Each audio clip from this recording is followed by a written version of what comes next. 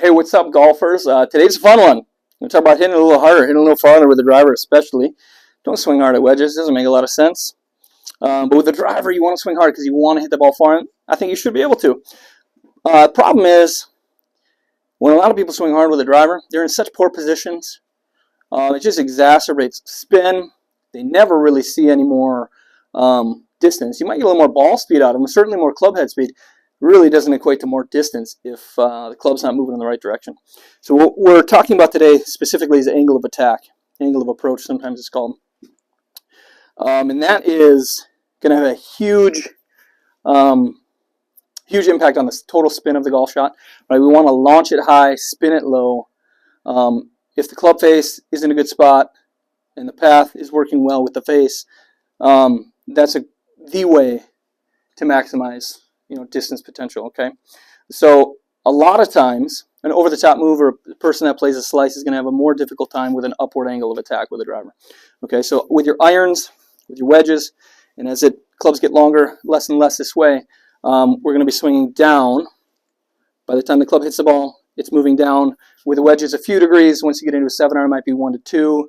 You get into a driver, it's going to be closer to 0 on average. You see guys like Bryson who are maxing out distance, hitting up at the ball 3, 4, 5, 6. I've seen up to 8 and 9 degrees. And all that means is when that club touches that golf ball, now it has hit its low point of its swing and it is swinging up to catch that ball up off the tee, launch it up into the air. We're not putting shear on the golf ball, lap shear, causing a lot of spin or exacerbating a spin, a slice spin a lot of times because we're not out and over the top and swinging down to the ball. What you're going to do to start is tee it really high. Now, if you are somebody who has traditionally been a very, striking down on the downward angle of attack golfer, the last thing you feel comfortable doing is teeing that ball even higher, right? Because a lot of times that downward angle of attack works okay. It's kind of serviceable with a real low tee because we're going down to get it, right? If we tee it high, you feel like, and you probably will a few times, you feel like that ball's going to come right off the top of the club. Get a sky mark, put a dummy mark on the club, right? Which we don't want to do. So if you want to put a piece of tape on there to protect it while you practice, go and do that. But here's the idea. We're going to set with a little bit of the spine angle tilt to the right side bend, okay? We're going to preset that way. This is just a drill. But you'll start to see some of this stuff working its way into your golf swing the more you do this. Normal setup, nice and tall. I'm going to press my hips slightly forward. I'm not going to do this, not a big throw, okay? Just press slightly forward with my hips, head and upper body, head and shoulders behind the ball slightly, okay? So what this is going to do is preset my spine angle in a position that allows me to, if I do nothing else and just rotate real slow, allows me to swing up at the golf ball. Now it's also going to cause a little bit of an in-to-out path because of that, but we're going to do some other things in the golf swing, hopefully to make that not happen. Here's what we're going to do. Start with that little bit of tilt. Keep your head behind. We want to be pushing off the back foot with the lower body, moving forward. Clearing here, it's not just a slide, it's a post and a pivot, okay? But we're going to keep our head as far behind it as we can. And we're going to reach out, push that club head out to get to the golf ball, almost like you're popping it up in the air, okay? So here's your practice drill. Tee it as high as you can, head behind the ball. We're going to go back just halfway, maybe not even halfway, right? We're going to go about waist high. And we're going to rehearse a couple of times here to the ball, getting our head back as far as we can without hitting the ground, right? If we get too much tilt, too much rotation, too shallow, obviously there's always a chance you can hit the ground. So we're going to go as far as we can, just little swings here, head behind the ball. Rehearse to impact, okay? I didn't hit the ground.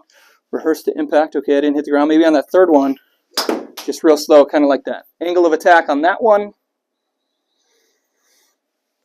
It is up here. Here you go, 6.4 degrees up. Let me see, we're exaggerating, right? That might be a little too much in a full swing. I think my full swing driver, if I'm hitting it hard, is closer to 4 or 5 degrees up. This is an exaggeration, 6.5 on that one. Again, tee it high, let's do it again. Maybe a little bit bigger this time. We'll go halfway, a little more than halfway back. Rehearse a couple of times, right? So I'm feeling my legs rotate. I'm feeling my weight push off the inside of the right foot into the left side. But I feel like I'm really behind the ball still because my head is so far back. I'm really having to reach, push out to get to the golf ball here, okay? So rehearse that a few times. Here, there, okay, there. What we don't want is you to get to hitting up at the ball with negative loft because the hands are so far forward. We got to get that club head out.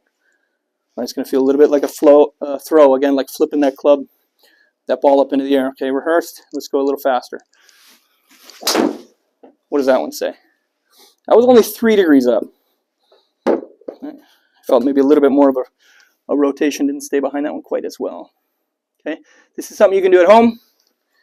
If you've got a net, you don't even have to have a net. You can just set a rubber tee or something out there and feel the club as low as you can behind you, working up in the air by the time it gets to that tee. If you've got a ball and a net or a simulator, even better. Okay, head stayed behind a ton there. That's 3 degrees up. All right, I'm going to give you a full swing. We're going to see what our angle of attack is. Angle of approach. Again, tee high as I can without it falling out. Let's see what a normal full swing is at for me. 5.1 up. Again, probably a little too much. The miss there being, right, a drop kicker hitting behind it. But get some practice and let me know if you've got any questions. Upward angle of attack is going to bring your spin rate down. It's going to bring your launch up. And it's a good way to optimize the speed. We're putting the speed you already have to good use.